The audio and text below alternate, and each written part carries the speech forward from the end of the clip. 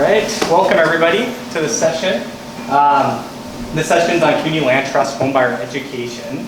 Kind of a bunch of people from One Roof. I think it'd be mostly the top two here. My name is Dakota, and so I'm a homebuyer education and counseling coordinator with One Roof. I've been doing homebuyer education for about 3 years at One Roof, another almost 3 years before that, a different agency. And just because of my role, I'm educating homebuyers every day, and we have a land trust tied into our agency, so we have that kind of HUD-approved homebuyer education and counseling, which plays a big role in our CLT education because we also offer that in-house, and we have a pretty large land trust. Jim Philbin here is the expert at land trust, so for further, he's going to dig into more of the specific land trust stuff, as well as I'm sure you'll be hearing from him more of this week. And then we have a few other, Brooke, who's helping put this on, and Joanna works with the land trust as well. But I think, this will predominantly be myself and Jim today. Some goals of our time together. So a big thing is that, we have, the ways we do it in our agency. So that's kind of what we're sharing today, but really we're looking for feedback and discussion and input of what other agencies are doing, hopefully some questions.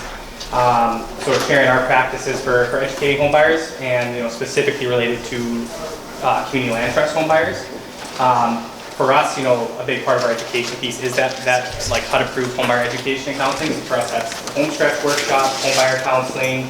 We have a pretty good website that we've redone lately that has a lot of really good resources and information for homebuyers. And then as well as our kind of specific CLT orientation to kind of community land trust homebuyers who are taking it to that next level. We have some resources. I think we forgot to print them out, but we can share them in a PDF after. I'm sure Brooke can get it to people. And yeah, again, just really wanting to feed off the crowd and to field questions and hopefully get discussion and also learn from some of the expertise in the room here. So about One Roof, just a little, I thought we'd just brief about One Roof Community Housing because we have a sizable land trust. I think we have 327 houses in the land trust, right around there right now.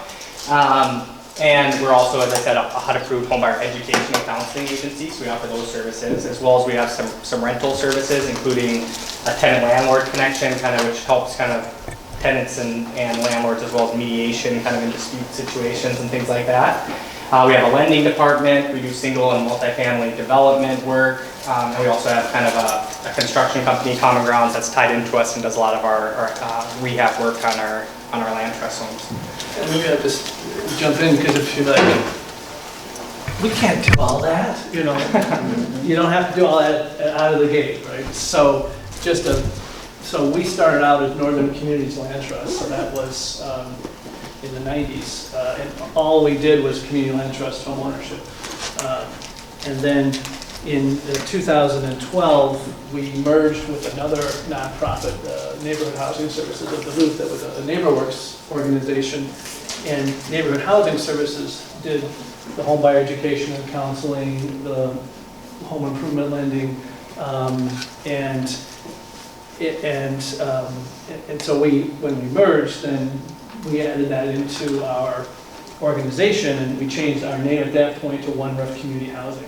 The land trust was sort of the surviving entity, but the name encompassed more broad than just the land trust work. So the land trust for One Roof Community Housing, the community land trust is one line of business, a major one, a very important one of our organization. But then we also have home education, counseling, home improvement lending, and we started our own construction company 15 years ago. A lot of our history is about there was a need that existed in the community and nobody was doing it, so hey, let's do it, and so that kind of has happened over the last 30 years. So, thank you, Jen. So I'm going to do just a little brief discussion through the homebuyer education and counseling, which I know some agencies here, I know I've heard of some other CAP agencies and some other agencies that probably also are HUD-approved, counseling education agencies, so they do have that in-house. But also understanding that a lot of people aren't going to offer that as part of their, at least at first, as part of your land trust, but maybe making those connections, knowing that a lot of your home buyers will be taking that course or something similar, that these resources exist to educate home buyers, because one is the specific to a community land trust home, what's different from me buying a regular home. But another thing is that a lot of these people are first-time home buyers, and it's a confusing process and it's a complex process, so they need to kind of understand that full picture of home ownership and then start to see, okay, so what's different between a land trust house and me buying a regular house, and the ways, that it differs are the same, and help them kind of explore that as an option. So yeah, for us, like, I think whether it be an internal thing that most of our homebuyers take it, but I think more than that, it's because most land trust homebuyers are partnering that with like a Minnesota Housing down payment closing cost loan or American Dream, but they're going to be using some sort of closing cost assistance typically, and so that's going to require them already going to have to take a HUD approved homebuyer workshop. So typically most of our land trust homebuyers are going to be taking that home stretch class. Home stretch is one of the kind of HUD approved curriculums for homebuyer education that's kind of brought through the Minnesota Home Ownership Center. They have a list of providers through their website. There's a lot of them around the metro here. Also other states, across the US, there's going to be different kind of curriculums, but similar kind of HUD approved homebuyer education. For us, providing it in-house allows us to tailor it, knowing that land trust is a big part of our thing we offer, and a lot of people have come to us because they're interested in the land trust. So we add sections into our class that are educating on specifics to CLT home ownership,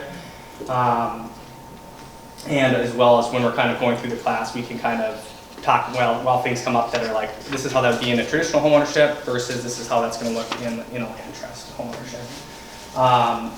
So yeah, that's kind of the basis of our home ownership, and then kind of from there, kind of the more specifics to land trust.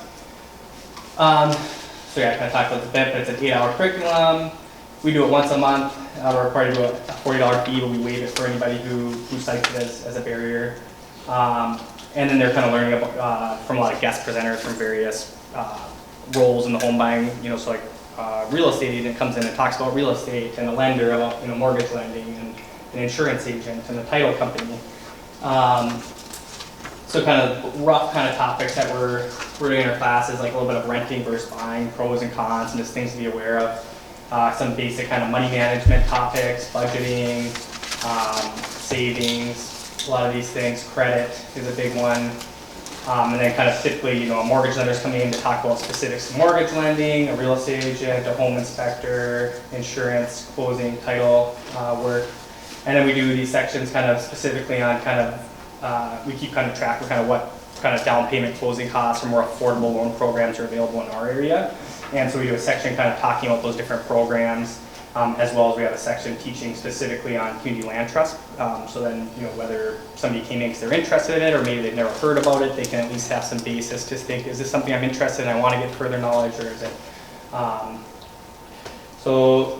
And then kind of the other thing for like from kind of my current department's work is kind of that we also are homebuyer counselors. So same thing, kind of HUD approved agency, whether you have it in-house, gives you the ability to, I guess, maybe at least have more information about the land trust, but also maybe making those connections and making sure that whoever is offering those services in your communities are aware of community land trust and have kind of correct information on it and things like that, because they work with a lot of first-time home buyers and a lot of buyers that would be good fits to a community land trust model. And that's always free and open to anyone. I think that's, and then so that's just kind of just the baseline of like, for us at One Roof, like that's going to be like a big piece of our education piece, is because we have that in-house, and but knowing that, so like after this slide, we're going to go and kind of dive into some of Jim's more specific to community land trust education. But at this point, do you have any questions or input on those things, kind of mostly that education counseling piece? Do you do any credit counseling as part of your? Yeah, so part of that kind of that home buyer counseling for us is like, it could be like a very long-term client, years out, and it could also be someone who just wants to know kind of, am I ready to go, what's affordable, what programs are available. So typically, it's the client's choice whether they want credit, but typically it's going to be you can only go so far without seeing credit. So most home buyers are pulling credit, and if there's work to do, we're kind of working them longer term on that kind of credit rebuild and things like that as well. I'm with Homes Within Reach, and we've had a few of our home buyers do your virtual class. Oh yeah. And so that's one of the reasons for the credit counseling is because, I mean, we're looking for some new credit counselors. People move out, leave their organizations and stuff, and we've got people that are always, and I know you guys are Duluth, and I get that, but the Hennepin County suburbs, our people are in the same boat, and with the way things are changing, I can see credit counseling becoming a big issue again. Yeah, and it's kind of different environment, I should say, as well. But yeah, I know someone talked about that in the intro as well. But kind of once COVID hit, kind of all these kind of counseling education services have switched to kind of the remote setting, and so we're pretty much still primarily kind of remote at this point. So your service area kind of can grow, and that was one of the reasons that kind of from the home ownership center they kind of made a minimum you have to charge, because we were doing our class for free, but they didn't want certain agencies that could offer it for free or wanted to offer it for free, kind of taking clients from other regions and things. But really, you can take it wherever, and for example, like credit counseling, if you're mostly working on your credit, that stuff is going to be the same no matter where you live. Where it gets kind of like where it's nicer to have sometimes somebody that's in your same area is when you get into kind of the down payment, closing costs, different lender things. They have more of a relationship with their kind of local program. So where we kind of are more experts at, Duluth and surrounding area as far as what kind of closing costs, down payment loans there are, which lenders are kind of been good with working with first-time home buyers, things like that. That's kind of the one area kind of where having someone more locally based to where you're offering services can be helpful. Well, in our case, our lenders are really fluent in down payment and closing costs. We have a really good list of lenders. Yeah. And so they cover that part. I don't worry about that part. And if our cities are coming up with we've right now got cities that are actually coming up with their own down payment programs. Yep. And they are usually communicating with us. So Brenda or I will know about those. Yep. And then we tell the lenders about those as they come up. But just having somebody that wants to spend the time, because I'm not a licensed credit counselor, and I have no interest in becoming one. I got too much on my plate. So it's nice to have some organizations out there that still want to do that, because I think that's some of the hardest work when it comes to first-time home buyers, is getting them credit ready. Yeah. And so like if you're looking at so any HUD approved kind of education counseling agency is going to have those kind of resources and to do credit counseling and things. And of course, maybe some people are new and learning it more, and some people are really skilled, been doing it for a long time, or whatever the case. But even going through the Minnesota Homeownership Center's kind of website, you can see kind of all those agencies that are offering that. But if it's a HUD approved education counseling agency, they're going to be offering those services, and then maybe just as you're hearing from people that you're working with and who they have good relation or good experiences with versus so you can kind of know who's kind of nice to kind of refer to. So do you have, in the people you work with in these education classes, since you're working with all kinds of people, do you notice any particular patterns on who's most interested, or what groups of people are most interested in the community land trust model or buying through community land trust, one? Yep. And two, what do they find the most confusing about CLT? Yeah, so I think kind of, especially with kind of how the market's been prices have been going up and pushing, and it's been, that affordability now with interest rates going up, where the affordability's been pushed so far where, sometimes it's, let's say I'm meeting with someone in counseling, it's where there really isn't houses coming up for their price, and they realize, well, there is these land trust houses that are, so it's especially when people are falling into that category where they're either just not able to compete for houses, or they're even just not able to afford anything on the market, where that's kind of the strongest, I guess. Also, people that are just seeing houses come up that we list on our website, and they're like, well, this great house came up for this price here versus so what's the deal with these, and that kind of catches their interest. I think just the piece that and Jim probably can talk more on this here in a bit, but I think the piece that that's harder, that it can be a barrier for some people, is just that not owning the land can seem well, am I really owning the house, and that disconnect. So I think for some people, you can explain it and they get it right away, and some people, it's just, they can't get past that. Thank you. I'd like to piggyback on a question on his. Have you found that potential buyers end up being more interested in just deed restricted units compared to the community land trust model units? So in our area, so I've never seen that. And there's no deed restricted organization in Duluth, even in our service area. No. Yeah. So yeah, we just don't really run into that yet. Yeah. Where do you pull your curriculum from for the home stretch workshop?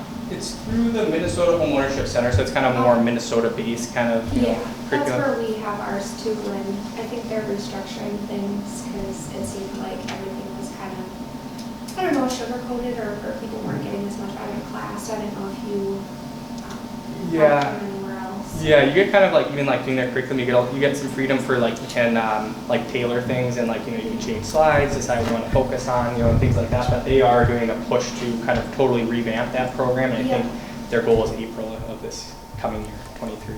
Yeah. So it'll be interesting to see kind of how it comes out. But it's definitely been a need to kind of, you know, so we've kind of done some internally of just kind of bringing things more, you know, current and maybe adding things, taking things out. But Yeah. we were actually kind of thinking of doing a bigger overhaul, but then hearing that they're doing it themselves, it's kind of like, okay, well, It's you know, easier. you're not going to go through that whole Yeah, process. and I think they're getting rid of the manuals for people, the participants, which I think is, I don't know. Yeah. That's Is it gonna still longer go. in person, really? So- We're having ours in person. We're more rural, so it might be a little different, but I know I personally, if I go to a class, I like to have it in front of me or something to take home with me, so. Yeah. It'll be interesting to see what they do with that. Yeah, I'm not sure if they're going to do like a new like PDF, like digital version, or that's kind of what I'm guessing they're going to do. But yeah, for sure, some people it's nice to have that kind of physical book, but it's a whole lot of pages too for you to Yeah. so. I can just say a few things before we move on. So with our land trust buyers, they're all required to complete the homebuyer education class, which contains some information about community land trusts, but we have a separate community land trust specific orientation that's only about land trusts that is in addition to the homebuyer education class. So prior to the merger that I mentioned, you know, all of our buyers went to neighborhood housing services for the homebuyer education class. And then after that, they went to one-off community housing for their homebuyer education class. But it was still the same class. It was still everything, you know, for first-time home buyers, 95% of it was applicable to everybody. And then there was just a little bit all, and also there's this community land trust model. And in the old days, pre-merger, they, you know, NHS used to have me come in and give me 10 minutes to talk about the land trust program, you know, to the large group, right? And, you know, kind of philosophically speaking, our approach has always been that we want to mirror the traditional home purchase as much as possible, and then very clearly identify what's different and what extra requirements are going to be. But we don't want to arbitrarily just throw on extra things just because we can. But we've, from day one, we've said, you know, homebuyer education, that's a must, and then even the land trust program is a must. The one thing that we toyed with making a requirement for land trust buyers, but we decided against it, was the one-on-one homebuyer counseling. We recommend it, you know, we encourage it, but we decided we didn't want to say, you also have to do this credit counseling, you know, if you're going to do land trust. And we've had lots of land trust buyers who have done that. And what's, of course, great about that is you can mention the difference. So you have an 8-hour class with 40 other people, and you're getting this just broad information. And then you have a one-on-one with Dakota, and he pulls your credit report, and he goes through everything, and he says, okay, here's what's your budget. Like, it's very personal, it's very specific. And so it's really complementary. And Dakota mentioned we've had some folks who took the class, you know, and then did the homebuyer counseling or did the credit counseling, and like, oh, I have a 550 credit score, you know, I've got a ways to go here. And so then we don't have a time limit. It's not like, well, you know, we'll work with you for 3 months and that's it. It's till you're ready. And who's the longest person that you've probably worked with? Somebody 3 years or? Yeah. Well, yeah, since like I've been here for like almost 3 years, and like I said, so that'd be almost 3 years. And if I was here longer, I'd try to have longer people. Yeah, so Yeah. people like stay on the caseload sometimes for multiple years versus sometimes it's a kind of one and done, kind of one meeting just to help understand. And so that's really, you know, been cool for us to be able to say is if you're just ready to dive in, great, you only have to do the class, but if you already know you have some barriers or you're just not sure and you want to find out, because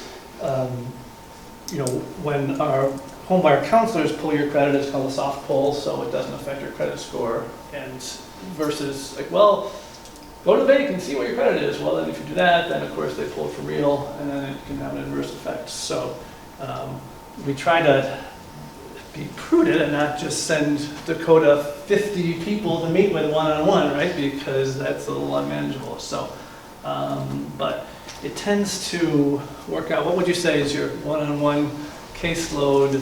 Well, it was 100. The goal was 150 a year for new clients, and then the caseload probably sat depending on the year, but maybe anywhere from 200 to 300 people, maybe. Yeah. So yeah. Almost every day. Yeah, we just kind of hired 2 new Yeah. people as I transfer out, so they're going to kind of, I think, take a little less of a caseload through that. And we had our class pre-COVID was all in person, and it was held in our office, which is also a community center, and that was great space-wise, but one of the things that, of course, it prevented people who worked evenings or had small children or all these other barriers, right? And we tried to accommodate those as best we could. So what COVID did was open it up to more people because now they can take the class from home. But we still, for the land trust program, we still require the home stretch class rather than the framework class, which is an online, and just because we think it's better, and because you're getting people speaking to you, and you're getting 5 different folks. Again, you mentioned from the title company, from the bank, from the home inspector, from and it's local folks that they can make connections with. So, and after it went virtual, then the numbers grew because there weren't barriers. And there's been a few exceptions where we've allowed framework where somebody's like, no, I work evenings. I literally can't even attend a class virtually. I can own, so then we of course accommodate that. But generally, that's what we've done there. So. And that was a big piece of when we switched to virtual, we also went to free during COVID because we were able to, and which was really nice because it removes that barrier. People are taking it earlier on before they're told they have to, which is, it's better to, a lot of times, people are told by their lender once they already are in a purchase agreement that, okay, you have to take this class before closing. So you're taking the class, and at the end of after you've already kind of figured it out along the way, where it's now you're doing it at this point instead of doing it where it actually could have helped you through the process. So that was great when we were able to offer it for free. I think, the remote has helped kind of more people take it in earlier on. We're also, our agency at least will waive the fee for anyone who requests it. So. And the homebuyer counseling is remote too. Yeah. I had a question about the timing. So when do your buyers take the land trust specific class? That's coming up. Because it's a great question because there's a little bit of a history to it. Yeah. I won't forget that. Moving on. Wait. In your duration of the organization being open, at what point did you guys know that you wanted to have a home buyer counselor, especially committed to land trust?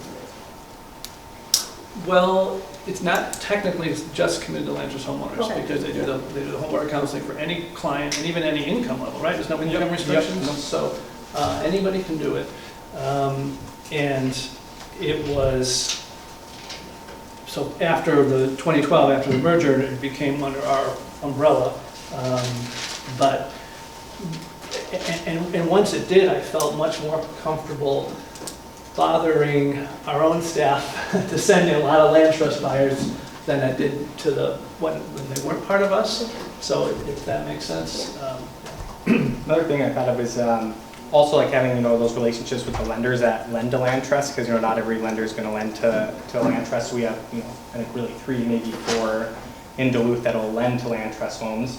So having those relationships with those lenders, because maybe they're seeing clients, you know, where they apply to land trust, they go apply to the lenders that they give that, you know, one of the lenders on the list, and they're told that their credit's too low.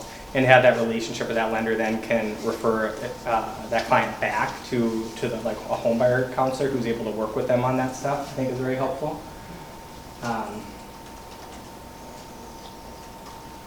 Anything else before we take the next? No? Cool, thanks for all the input. And then, you want to pull up the website, Jimmy? I'm going to pull it up for you. Or you- Sure, yeah, I mean, so, yeah, not, you know, you can go on our website and we try to make it as useful and robust as possible, knowing how times have changed over the years, and to have it be succinct, you know, not overwhelming, not like, oh man, you know, sometimes you just click on something like, this is too much, I just, no, forget it, you know, and so trying to have it be, okay, there's a few key steps you gotta do, and here's some testimonials, here's some information. So we've had a lot of people who will say, oh, I went through everything on your website, I think I got it, but I got this question. I'm like, oh, great, all right, you looked through all these things already. So we don't require that they, you know, that they study the website or go through it, but we promote it since it's, you know, universal, what we think, good, straightforward information about the program and how it works. That way people can just kind of look at that anytime. And then we also have our homes for sale. No luck or? Just Yeah. minimize that and pull up Chrome window. Okay, that's what I have to do. Yeah. Thank you. And we have like some handouts and we can share it, but yeah, as far as the website goes, like, oh, I don't know why it's not, do you actually know how to use this, Brooke? It's like a really Can you old minimize the laptop. PowerPoint? Like, Oh, make it yeah. go away? And then, yeah. All right. There we go. Okay, so again, so One Roof is more than just a land trust, and so a lot of what we try to do is you know, we get a million calls. You know, our tagline is we make home a better place, right? So whatever home is for you, whether it's a rental, whether it's home ownership, whether it's transitional housing, you know, we're going to try to make that better for you. So obviously our website covers all of our different programs, but we're just focusing on the land trust here. So You know what? We'll just have you guys check out the website, but the big thing is just to see that. there you go. There's your assignment. Because it's not promoted either, so. All right. So, so we have, I can even just talk about those things briefly, but, you know, so a very, you know, simple synopsis of what is a land trust, a community land trust, how does it work? And, you know, I'm sure you guys have all encountered this. Of course, one of the, you know, first things is the confusion between a conservation land trust and a community land trust, right? So people sort of get the idea of a land trust, but then they think of like, oh, you're like protecting land from being developed, or you're preserving green space. So, well, that's a, you know, conservation land trust, that's great, because there's an organization called the Minnesota Land Trust, which is conservation land trust, and so that gets confusing sometimes. So, but at least in Duluth, for better or for worse, land trust is now we're known well enough that, oh, that's the housing program, right? And so, you know, can you explain the basics of, you know, what a community land trust is, you know, how it works, the, you know, the dual ownership, the resale formula, what's similar and what's different between buying a land trust home versus buying a home on the market, unrestricted. We have a link to all of our current homes for sale, so they can see actual properties and the costs and the features, what homes that we're going to have coming up in our development pipeline, so they can be planning ahead, and, you know, try to keep that as current as possible.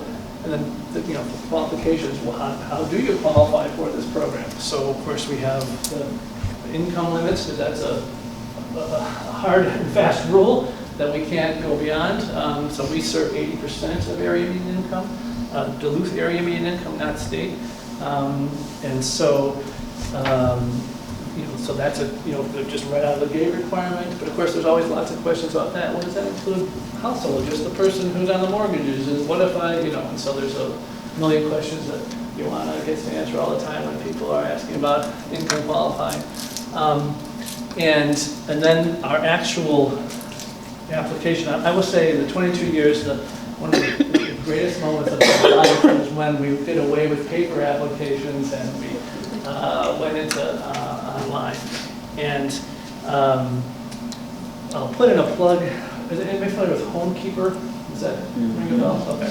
So we were one of the pilot organizations testing out this. And Homekeeper is an app, I guess, within Salesforce, right? So it's the Salesforce platform, which is very, very robust. And so, I don't know, 10 years ago or more, the National Community Land Trust Network said, we'd like to create something within Salesforce that could work specifically for community land trusts, because there's kind of a specific needs. And so we were one of the pilot testers, and wow, we love this. And honestly, I can't even imagine how we would keep track of our work without it at the size of the organization we are now. So, and it's always easier to get out of something when you're smaller and then have it grow. Because it can be kind of intimidating if you're large, like, I've got to convert all this data into this new database. But so I can talk separately on Homekeeper. That could be a parking lot item. I'm happy to go into that in great detail because it's been tremendous for tracking our properties, our home buyers, everything. But specifically, there's also some programs that link with Salesforce Homekeeper that the online application then comes in. They just fill it out like anything, and then it populates a service file in Homekeeper that's for the buyer, for the applicant. So immediately, it just streamlines the process so much better. So literally, they click send, and then an email comes to Joanna and myself. Oh, you received this application from this person, and this is all the details, and we don't have to now type it into somewhere else. It automatically populates this whole new service file within Salesforce of this new application. So we've tried to keep up with the technology, both for the ease of the people using the program, but also for our own ease in managing it. So that's been huge. So when people apply, it's a very simple, non-stressful, non-too-invasive application. It might take them 15 minutes to fill out, right? It's not like this 2-hour thing that well, okay, am I going to do this or not? It's like, okay, well, I'm not sure, but this doesn't look too hard, and so I can fill this out and we'll see where it goes. And so when the application, when they click send, then it sends, like I said, it sends an email to Joanna. Joanna is our first point of contact for home buyers, and so she'll let them know. Hey, we received your email, received your application, and here's now next steps. You have to contact the lender for your mortgage pre-approval. You have to take the Homebuyer Education class. All those steps are also laid out on the website. It's very clear, like these are the steps you need to take to qualify for the program. And again, they're not overwhelming, so they have to provide income documentation, right? Because and we try to get that. Earlier, it's interesting as things have evolved. So I'll just stop there for a second. So to get their income documentation, the mortgage pre-approval with one of our participating lenders, they have to complete the Homebuyer Education class, and they have to do the land trust program orientation. So those are all the requirements to buy a home through the land trust program. So let's kind of maybe just talk about each one. So the income documentation, and it's interesting, you'll see this the longer you work for a place, you're like, well, this is what makes sense, like in the perfect sequence, and then you go, this is what we have the staff capacity to do, and so you're constantly kind of making these decisions. So in a perfect world, you'd say, I'm going to look at everybody's income first, because if they don't income qualify, then we don't have to go any further. until you start getting dozens and dozens of applications, and you're like, you know, I could spend all day just looking at people's income documentation and not do anything else, and maybe there's no chance of them buying a home, right? And then we start to realize, like, that didn't seem like a good use of our time either. So that's what it's like, it's that balance. So there's the income documentation that we have to collect, and we list, you know, it's probably the same thing you guys have, you know, last 3 months pay stubs, tax, bank statements, tax returns. A lot of our clients have Social Security or disability, you have to collect all those things. And probably also, like, we have multiple funders, and one of the great joys is that every funder counts income differently, and they have their own form that you have to use to count it as that income. So we just realized we are going to count the income that any funder we ever work with would count, and then we're on the safe side, right? Rather than saying, well, HUD doesn't count child support, so I guess we won't know, but Minnesota Housing does, and so, you know what, we're just going to count it. Because almost all of our houses have multiple funding sources, so we're going to just assume we have to count everything that there is.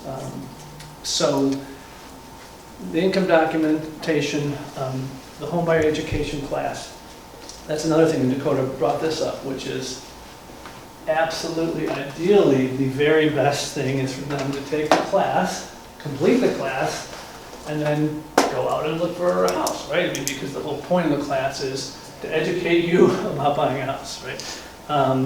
And so for a time, we had this requirement that you had to have the class completed before signing a purchase agreement. Again, which seems like that's the best thing, right? Like, that's better than not. And then we recognized that we offer the class once a month. So supposing you just missed the last class, now what do you do? You can't even look for a house for a month? And that didn't seem fair. So we said, all right, again, we're trying to accommodate low-income folks who have enough other barriers. Like, we don't want to keep putting up barriers. Our idea is we're trying to remove the barriers, right? And we're also trying to be responsible in educating, and not getting them into something they're not ready for, right? Our experience is people put a tremendous amount of trust in us out of the gate almost, right? And so we don't want to abuse that trust or have people feel like, well, I didn't know this, you didn't tell me that. So we encourage absolutely everybody to take the class as early as possible. And when it was free and online, that made it real easy, but you can imagine if it was in person and 8 hours and it cost $50, and people are like, well, I'm not sure I'm ready yet, I want to spend $50, I'm not sure I want to give up 2 nights, I'm not quite sure I'm ready yet to move forward, so what we recognized was, and what our funders required was, they have to complete the class prior to closing, right? Like that was the minimum. And that's still our requirement. So from a bare minimum, that is a requirement. But we have had a few scenarios where they're taking their homebuyer education class the day before closing. Like, okay, you met the requirement, but like it's not really helping you at that point too much. And they're like, oh, well, here's the home inspector. This information about all these things that I already went through. That would have been good to know. And on the other hand, they recognize that, but I got this house and you accommodated this need. So, that's one of those scenarios where, everybody has to decide, okay, this far, no further, We definitely didn't say you could take the homebuyer education class, within 3 months after closing, that really would be too much. But, so, that was another piece that we've had flexibility on, but we, really try to encourage people to take it as early as possible. And again, with the flexibility now of the online class, it's better, more accessible that way. The mortgage pre-approval. So again, the 4 things are income documentation, homebuyer education class, mortgage pre-approval, and the land trust program orientation. So those are kind of our 4 key requirements. So then the mortgage pre-approval, we're always trying to say, well, when is the best one? When is that? Well, we were 100% clear you had to be mortgage pre-approved before signing purchase agreements, right? So, you know, in the traditional market, I mean, nowadays you do because it's so competitive, but previously you could sign a purchase agreement and then you apply for a mortgage, and but you know, our requirement always has been, you have to have a pre-approval letter that's for the amount, you're approved for the amount that the house costs, right, basically. But you couldn't just say, I want that house, and between now and closing, I'll get my pre-approval. So that's a requirement. And what we also had, again, it's just a very delicate dance, because we didn't want to send a bunch of people who really weren't ready to be mortgage approved to our lenders, right? And then they get 50 calls, and it's all their time, and they're meeting with people, and they're like, Jim, you know, last 10 people you sent just weren't even close. Mm-hmm. And so then that's that partnership, and you're trying to you know, keep your good relationships with your lenders. We would never say you can't go to the lender, right? We always say you can go anytime that you want, but if you want to, you know, we recommend taking the class first if you're not in a hurry, because then in the class they learn all these things that are helpful before they meet with their lender. They don't have to, like there's not, in order they have to follow those 4 steps in, but you know, ideally they would take the class before going to the lender. Ideally they would know what their income is, you know, before going to the lender. So we encourage those things, but again, we don't mandate it. We want to give people the flexibility that they have, and we try to explain as much as we can about, well, this is the typical credit score that this lender requires. Do you know what your credit score is? Or some people are like, yeah, no, mine's nowhere close to that. Okay, well then don't go to the lender yet, because you can meet with Dakota and they'll pull your credit and get you, ready, those kind of things. So income qualification, mortgage pre-approval, homebuyer education, and then the last thing is the land trust program orientation, as we call it. And that has evolved also over the years. So I mentioned at the beginning, so I've been with the land trust / One Roof for 22 years. And in 2000, when I started, it was Jeff and me.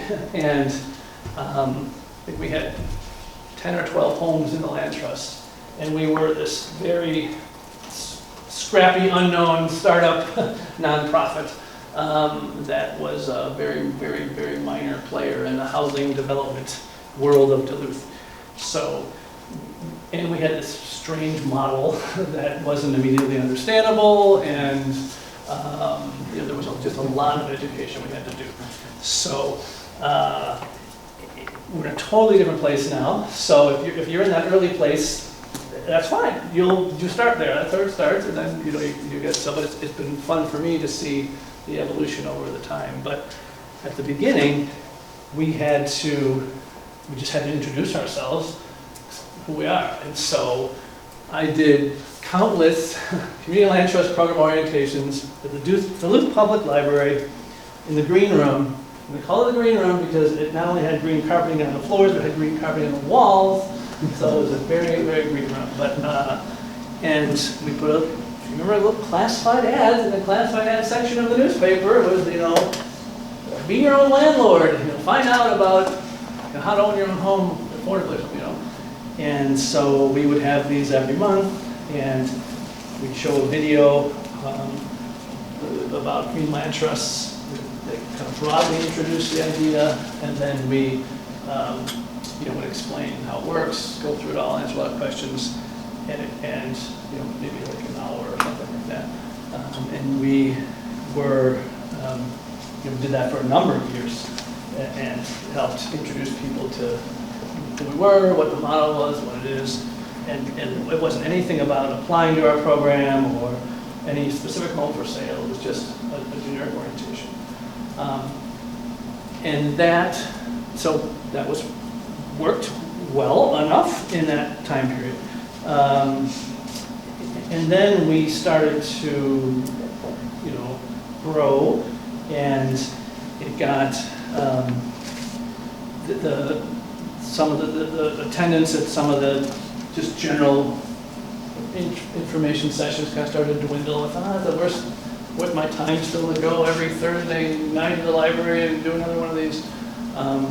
So we said, well, let's try doing just one-on-ones with people, because then people can ask, more specific personal questions. It's not credit counseling, it's very clear on that. It's just about the land trust program, but we'll do that as they apply. So I did that for a number of years, where each time we receive a paper application in the mail, we would open it up and look at it, and then we'd pick up the hard phone that was attached to the wall, and you would talk to them, and we'd say, it would come in person to meet one-on-one for a land trust program orientation, and awesome customer service, right? But you can imagine very, very staff intensive. Right? If like every single person who applied, you met with individually. But it was also really good to just learn about the clients, who the population was, who we serve, what are they like, what are their needs, what's going on. Like that, I learned a tremendous amount from that. And then it also got to the point of, I can't keep up with it. Now we're growing, we're having more staff, we're having more properties, we're getting more known. And now instead of, 2 applications a month, we're getting 10 a month. So, I can't make everybody now individually, and then we're getting 20 a month, then we're getting 30 a month. So it's just like, how can we do that? Should we go back to the group orientation? That had some limitations. So where we are now, and again, this is each organization. It's not like this is the right answer. It's kind of where you are within your organization, but it was good because I always spoke at the Homebuyer Education classes. So I had an audience of 40, 50 people. So I could at least give a little overview of the land trust to kind of pique their interest, and then say, if you want more information, follow up with us. So that was a good way to reach folks. And then do these individual ones. Well, where we are now, just because of the sheer volume of applications, is we say, check out our website, which didn't exist barely 20 years ago.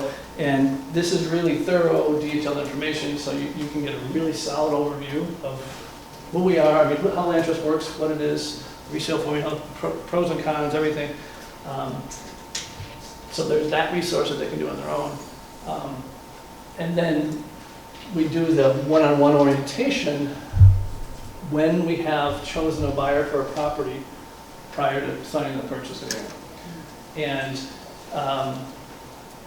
again, there's always little pros and cons to everything, right? Because if you've been selected for a property, you're like thinking about that property, like, I got a house, yes, this is like, it's been an awesome house, I love it, it's perfect for my family, it's so much better than rent we have, and yep, okay, I got this orientation with you, great, let's do it. And but we recognize that there's sort of a captive audience, like, you can't get this house until you do this orientation. So we have to like really drill that. Do you understand?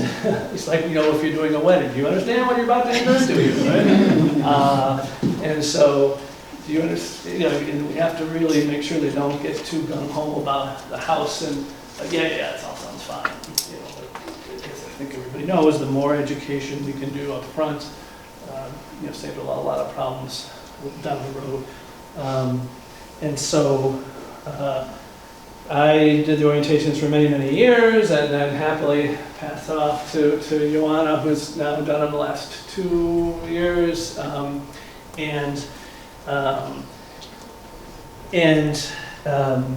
We cover we go through the land lease agreement, not like line by line, but the broad outline of the sections that it covers, because that's everything you need to know. In addition to that, we require that they review the land lease with an attorney prior to closing. And sometimes people say, well, I just went through with you, I get it, and why do I gotta pay for an attorney? And I just say, want a third-party, unbiased person not associated with the transaction, that can review this with you. So, again, it doesn't feel like, well, one rep never told me this part about it in their orientation. They left that key piece out about the resale restriction or something. So that's something we've maintained from the very beginning is this attorney review of the lease. But then we also know that that's a barrier because it's cost. And so then we did some outreach to attorneys to say, hey, would you charge a reduced rate for this particular purpose? And we've got 4 attorneys that will do that. And so everything is a balance though, right? Because if you give a list of 4 attorneys, then somebody's gonna think, oh, those are the land trust attorneys. You sent me to your attorney, and that your attorney didn't tell me this. It's like, but if you give them nothing, you say, well, just go out and find an attorney and review the lease. Like, I don't know, where do I start? So we say these they're not part of our staff. They're totally just attorneys in the community, but they will charge less because they recognize this person. And so it's a lot of, yeah. Oh, Do you require that they review it with the attorney prior to a purchase agreement? Yes, that's another. Or prior to closing? Yeah. Or what? So we had that discussion because you would in a perfect world, you want to review it prior to purchase agreement, right? Like they've gone through the lease with an attorney, like, yep, I get it, totally get it, now I'm going to sign the purchase agreement. But then you're asking a bunch of people who are just looking at the land trust program to meet with an attorney to review a 40-page lease, pay $50 or $100. Like, they're just not going to do it, and I don't blame them. So again, that's one of those kind of compromises that, well, ideally, yes, they would have reviewed it before they signed a purchase agreement, but we're going to do the next best thing to say they're going to review it prior to closing. And then I would say, set it up as early as you can. And again, we've had some people like, yep, met with the attorney the day before closing, and well, if you had any real problems with the lease at that point, it's a little too late. So, report on their application, which they do online, which bills Homekeeper, what they earn. It's never right, like you never put in what they actually make, but at least it's a ballpark number, and so, email will say, well, based on the income that you reported in your application, you would income qualify. We don't ever say you do, because we haven't actually seen the documentation yet. Or if they put something in there 30 grand over, then email will say, well, based on the income you reported, you are over income limits, and therefore you're not eligible to purchase the home through the program. So, most people get that it's an affordable housing program, and most people are under the income limits. Not everybody, though. And so, but what we do have to do, and this is when we list a property for sale, we of course then get a flurry of activity, as you would want, of people who have already applied, who are already in our system, plus people who have not yet applied, but they see the house that comes up, and they go, how do I get that house? Oh, I have to fill out this application. And then in order for them to be in the running for the home, we have to review their income documentation, right? Because we really don't want to go to our selection committee with people who we think they can qualify, we haven't actually looked at their documentation yet. So we'll have sometimes, we've had 10 applicants for a property, and they all need their income reviewed, in a week, because that's the time frame that we gave for when they have to be, the application be in the running. So it'll, as you can attest, those can be busy weeks when suddenly it's like nothing but income documentations and coming your way for people that want to be considered for a property. Again, that's just how we've evolved it. That it's funny because when you're small, it's in some ways easier, right? You just smaller capacity, smaller numbers, less going on. but then you also have fewer resources and fewer, less capacity, and it's harder, and, you know, when you're bigger, you've got way more staff, way more ability, but then there's so much more happening, so, you know, hopefully the capacity and the need are somewhat balanced, and that's an ever-changing goal, as we all know, working in community development. Maybe I'll stop for a second there, because that's a lot on applications. Maybe just how have others done it, or what kind of, we did it this way, but then we changed because, you know, what has been your experience in places where you're working? How do you accept applicants or buyers or choose them? Hey, Jamie from Rondo CLT. We require everyone to have everything in before they can put an offer in on a house that's a resale. So down to the lender letter, home stretch, all that. Because it's kind of like first come, first serve thing. And we don't want to promise it to somebody or say, yes, you're qualified, and then have another family come along that has everything already lined up. And then we're telling some other family that they could buy it, but they don't have everything done. So everything has to be done. And that include completing the class? Oh. Yeah, okay. And that is translated into our HIP program as well. So in order to move forward with HIP in that acceptance meeting, everything needs to be in. Also, we pay for their lender, or for their meeting with an attorney. You do, okay. And do you give them attorneys with names, or do you? Yep. You recommend? And we also recommend, we say these people have worked with us in the past, who are not required to use one of these attorneys, but they understand the land trust model and I was just gonna add that sometimes for us, when like a new home comes and gets put on the market, you know, we get all this traffic on, you know, the new homes and the new applicants. In this particular situation, I probably had like over 200 emails because we posted it Friday, and of course, come Monday, you got all the applications in the world. So, of course, it's tough for me to do all these and see if everybody's qualifying. So, something that I talked with Jeff and Stacy about is, you know, who, or do we know which one of these offers are going to be accepted? Who has all their stuff kind of turned in already, or at least close to? Then that helps me at least prioritize, you know, which ones to really spend my time on, you know, which ones kind of to push to the side.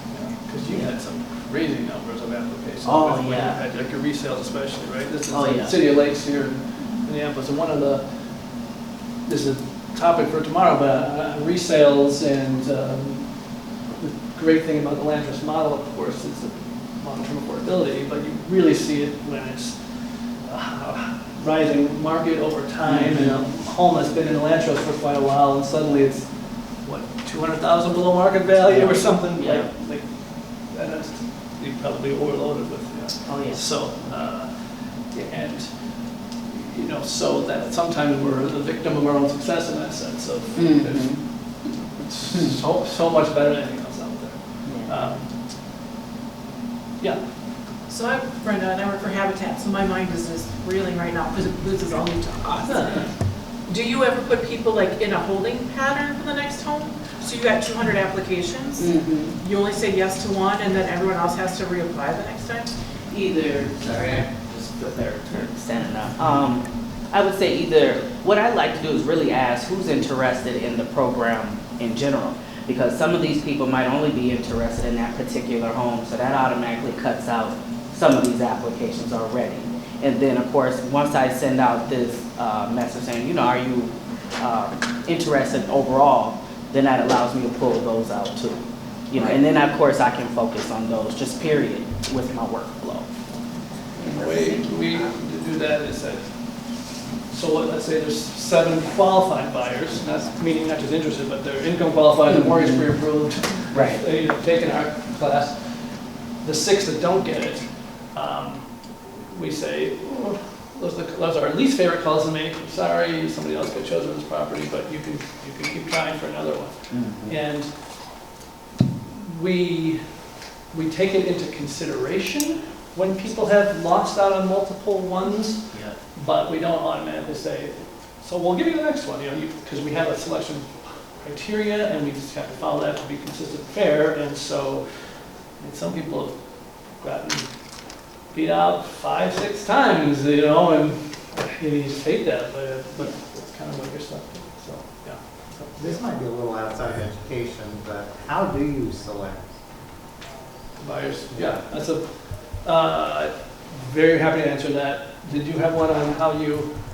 I was just gonna ask Yeah. how you market your homes, I Oh, mean, besides yeah. putting them on your website. That's, I can tell you, but that's a class for, I think tomorrow, you'll just have to come back to it. I was voluntold to do 4 classes. You're gonna be sick of me by the end of the weekend. But It's you're- Wednesday. Yeah, yeah. That's what you and I are doing. Oh, that's right, I was born, it's gonna be in person, not on the phone. Right, so we have an awesome workshop that's gonna be ready for it. But on the selection, that's another great question that comes up all the time. And we have selection criteria that we've actually had from the get-go that says there's threshold criteria that you have to meet to be in the running. So you have to be under the income limits, and you have to be able to afford it, meaning that it can't be more than 30% of your income. So that we clearly don't want to get somebody in over their head right out of the gate. So that's just the basics, but you have to be within that.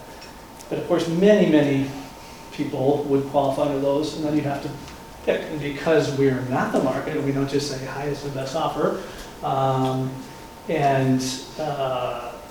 There has to be something, and so every land trust has to create a selection criteria, which is incredibly important and unique to your community and the values of your organization and the population that you're trying to serve. And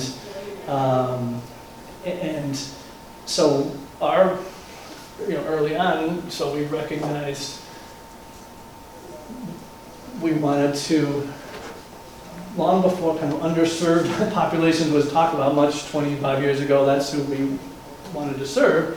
So it was single female, head of household with dependent children, households of color, households with a disability, households facing like immediate near-term displacement coming out of any kind of severe housing instability, were all these key factors. Then we had some secondary ones like,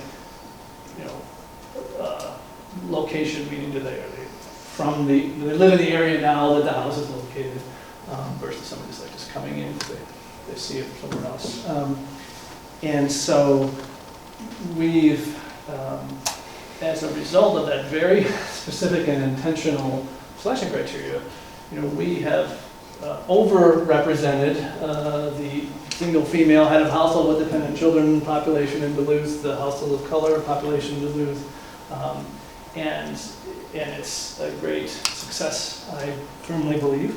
And we occasionally get some pushback, like, well, we're never going to get it because I'm a single white guy, and it's kind of like, well, that's kind of true, but you've got other advantages, so I don't feel too bad, but obviously I don't say that, but on the other hand, I say actually, if it's a small house, like you have some of these little 2-bedroom bungalows that are 600 square feet, the single guy is going to be picked over the household of 5, right? Mm-hmm. And so we also have household size to house size is another key factor in our selection criteria. We wanted to make sure those match up.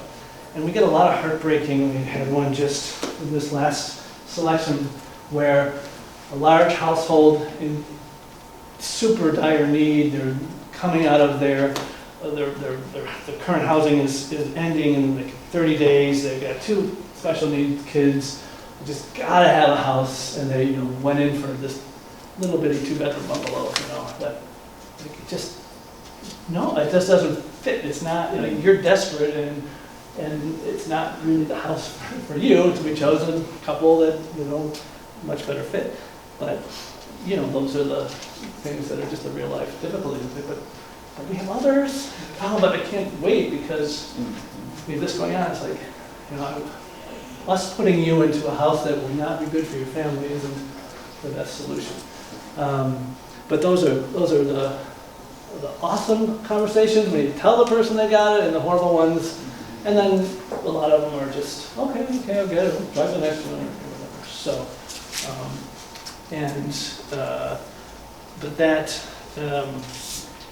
but that's a real key, especially if you're just starting out with your organization at the beginning, that, you know, how you choose your buyers is super important. And one of the things that we used to do, again, when we were small, is we like, oh, well, we want to have a board member, you know, in on the selection committee because it's so important.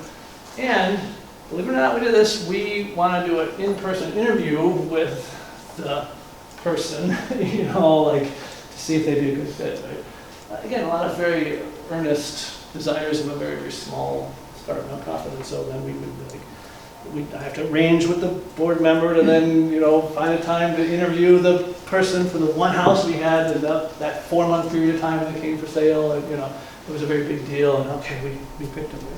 But as your organization grows, and it became like, you know, now we're having, you know, one every 3 months, now one every 2 months, now we have 1 a month for sale, now we have 2 a month for sale, you know. Like, we can't keep trying to find board members to come meet us to interview people to see blah, blah, blah. And nor could we even have them realistically be on the selection committee. But then as our staff grew, we had enough staff to be able to do that. I'm wondering how long you honor home stretch certificates when you have Yeah. possibly somebody who went through it and then Yep. doesn't get something.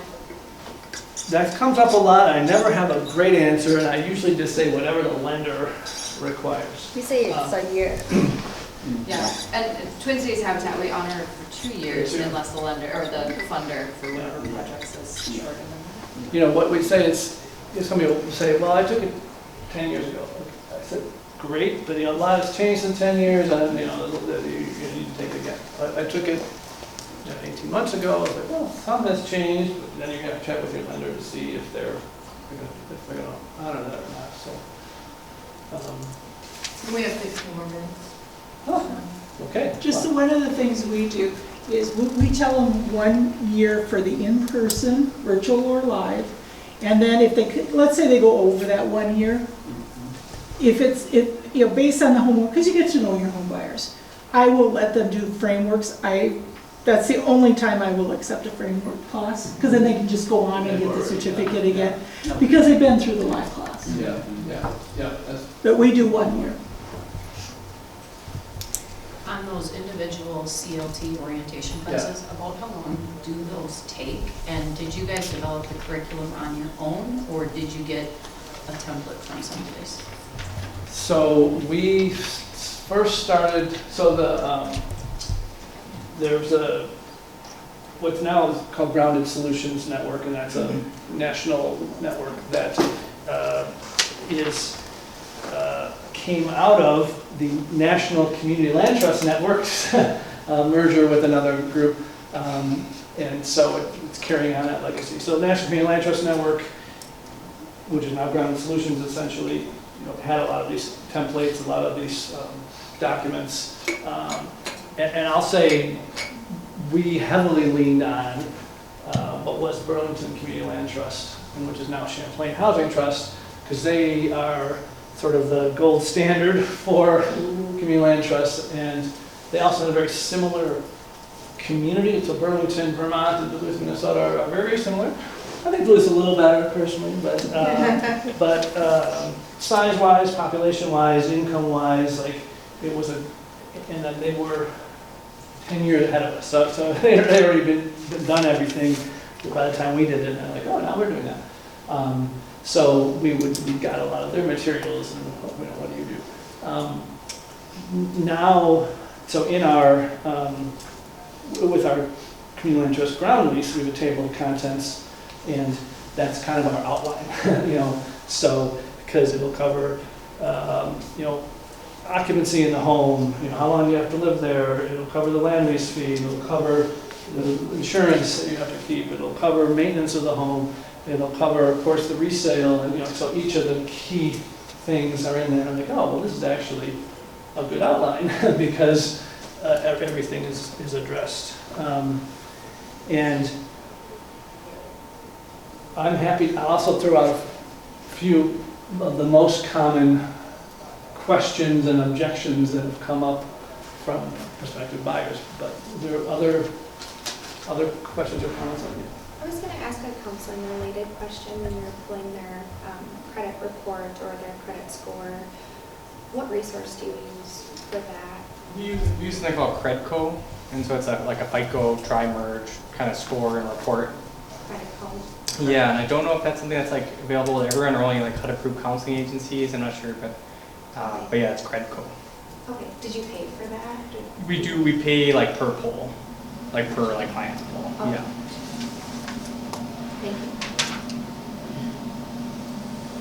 So, yep. Do you have, and maybe I can find this, if I go on your website, but do you have kind of like a timeline or a checklist that you give to potential applicants to say what they should do in what order?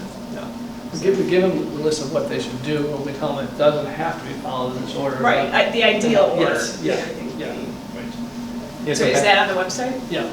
Okay. And then also like as soon as somebody applies to the website, then I think you get the notification, and I think Ioana would send them out an email, kind of a template that kind of lays out kind of the process. And then I think you're probably doing a lot of like orientation type things. Like you're the first, like if people have questions about the land trust, you're probably already talking to them. So like the orientation isn't the first time they're hearing about these that's things. very key, because my experience has certainly been that by the time we get to the orientation, they've already heard most of these things multiple times, which is what you want. You want this to be the very first time they're hearing about this. It's almost like each step of the application process, you're reinforcing these different pieces. So I would say some of the most common questions are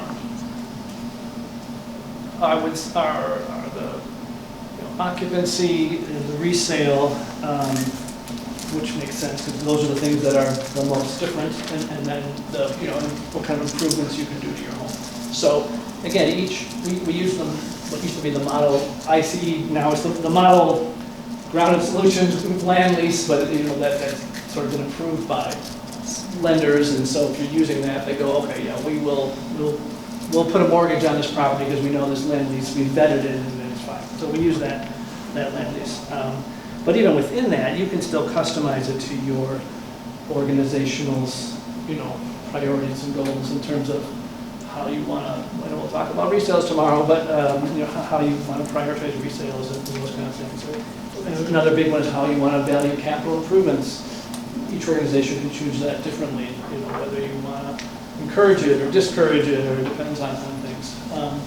But the so the things that we kind of hammer in on are owner occupancy, right? This has to be your primary residence. You cannot use it as a rental property. You cannot live somewhere else and use this as a rental property. This has to be owner occupied. This has to be where you live. This has to be just keep saying it. Right? So that we kind of just reinforce that. And then again, you're owning the house, you're leasing the land. It's a 99-year land lease. You're owning the house is yours, you own it. The lease land is owned by one, or we own the land under your house, you are leasing the land, And so, and then the resale, right, that's the piece that's the kind of the essence, not central, but with the land ownership and owner occupied is the resale restrictions. Again, and then every land trust sets that up differently based on the mission of the organization, who they want to serve, what they want to do long term. We talk about the specifics in the resale class tomorrow, but that of course raises a lot of questions. And some of the questions I get, and I always try to polite, but like, okay, I want the program where you get it way below market value, no restrictions. You can sell it for as much as you want, and you can rent it out. And like, I want that program too. Yeah, that sounds great. Like, I don't know who's doing that, and it doesn't exist. Right? So we've recognized that to make the land trust, it's got to be effective for the long haul for the community, and it has to work for the individual people buying homes. So I mean, it has to be both. You can't just pick one or the other. So there has to be enough of a capturing of the appreciation of the home to keep them affordable. Because if you don't, then it's just a market rate home, then what's the point? But there has to be enough of a return to the homeowner that they're getting enough out of it that it's worth it to them, as well. And so, again, so each organization decides what that balance is. And there has to be enough, it has to be attractive enough for somebody to want to give up equity. It has to be a good reason, there has to be enough benefit to them, right? And so that's the delicate balance that we're always trying to strike. But we're also very clear about that. Like it's not that where the guy in the commercial speaks very fast at the end, about the details. Like this is very clear. This is how the resale formula works. I'd say the biggest misunderstanding is our resale formula is that upon resale, we measure the amount of appreciation gained through appraisal methodology, and that 25% of that appreciation that's gained goes to the buyer, and then 75% of it is reinvested in the property. I frequently get the question, so one roof gets 75% and I get 25%. No wonder it wouldn't work, because if we took it out, then the house isn't affordable. But again, over and over again, it's like, so you guys get 75%? No, we don't get that. No, that 75% gets reinvested in that house, so the next buyer, it's affordable for that next buyer. Okay, so yeah, and so, that's, constant education and clarification, because language is important, and if you don't kind of call it quickly, like they start to think, and after a while, it's like, that's a very good deal. Like, they're taking 75% of my equity? Like, I did all the work in that house, And so, you always want to be, educate as much as you can, and in as many different ways as possible, as Dakota was saying. So, on the internet, through the email communication, phone calls and texts with Joanna, through the meeting with the attorney, through the one-on-one program orientation, even in the homebuyer education class they take, it mentions the land trust, right? So they're hearing it 10 different times in 10 different ways. If one of us were or if any of us were interested in sitting in on a CLT orientation that you all do, would you be willing to have us sit in? Yeah, I'd say so. And the only reason I hesitate is just a sort of privacy thing. But generally, if we got the okay from the client ahead of time, hey, do you mind if somebody just sits in on this, hear what we talk about? They're like, sure, a lot of people would care, so yeah. So you've shared a lot about how you're informing your home buyers about CLTs. How do you inform your staff so that they can also be informing your new home buyers? Yes. Yeah, well, again, that has evolved because the staff was, one, and so, I'm fully informed. And now we've grown to now we have, 25 on staff or something, so we have a very large staff, and we have, it's a good point, because even on our own staff, like, they might think they get the land trust model, and then you realize they don't quite get it. So what we have done is we've had, with new staff, we've had them meet with each department head to learn, okay, what does the lending department do? What does the homebuyer education and counseling department do? What does the land trust department do? So we're intentional about giving new staff that orientation to each of the different programs. But then in greater detail, when we meet with the homebuyer education and counseling staff, because they're actually meeting with home buyers to make sure that they have a correct grasp of it. And we say, you don't have to be the expert, because we're the experts, and you can say, you know what, that question, I'm not sure. So about income or whatever, the resale, I think that's it, but you know what, you need to talk to Jim or Joanna about that. Because we don't want to, and I'm very clear about that, because I'll get asked all the time about lending programs we have. I say, I think this is how it's structured. I have a pretty good general sense, but you really need to talk to Lauren, because she's in the lending department, and I don't want to say anything correctly, because those things change regularly too. Yeah. I think even like for our counseling staff, like myself and Huck train like other counselors, is like that we provide information on the land trust. We also don't want to be in the position where we're looking like we're being biased, pushing people toward the land trust, because we don't have to be. We're trying to educate people, but we always are very clear that like, here's some information about it, talk to you on it. If you have more, here's your information, because we want to keep that separation as well, being an unbiased, counseling education agency. And one thing we tried that I think wasn't good was, let's have within the Minnesota Homeownership Center, a land trust curriculum that the non-land trust educator would try to teach, and then, but then we're like, what are they saying? And then we get things back like, oh, they said that? No, that's not true. And it's not fair, because it's not their program, they do. And I had to, we had one home educator would always, whenever they introduced me, she'd always say, okay, Jim, talk about a land trust program. Now, this program's not for everybody, it's really not, but there might be a couple of you, from your work for. But technically that's true, but you can also say that about every single program out there, it's not for everybody, right? But it was a clear sense of like, a little bit of bias, like, already you have the gate, So we had a good conversation about that. It wasn't anything malicious at all, but, and just that recognition of, here's just another option for folks. We're going to talk in our session with Osmer about realtors, and so we'll panelize you with that. But that's a whole nother education area around how you communicate from there.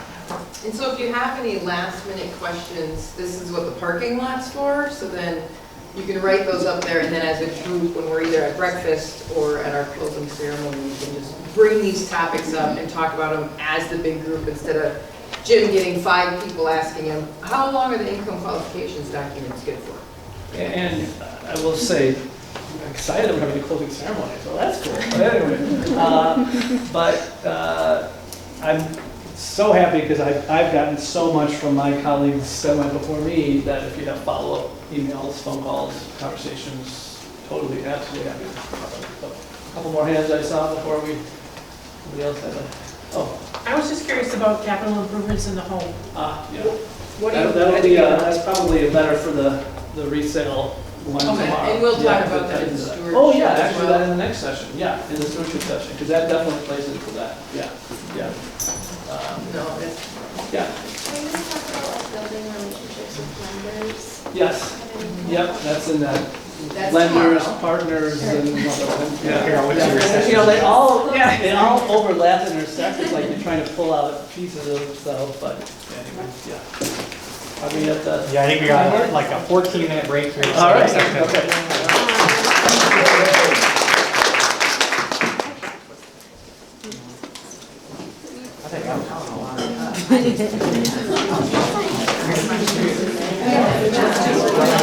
Yeah, no, I could have. I didn't realize it. Where y'all get the lunch? Did you have to buy it? I might go get food. I'm hungry now. Oh, now you want to go. I actually ate lunch before I came, but it was, I ate lunch. it was a really kind of a small snack. Yeah. Oh, yeah, snack.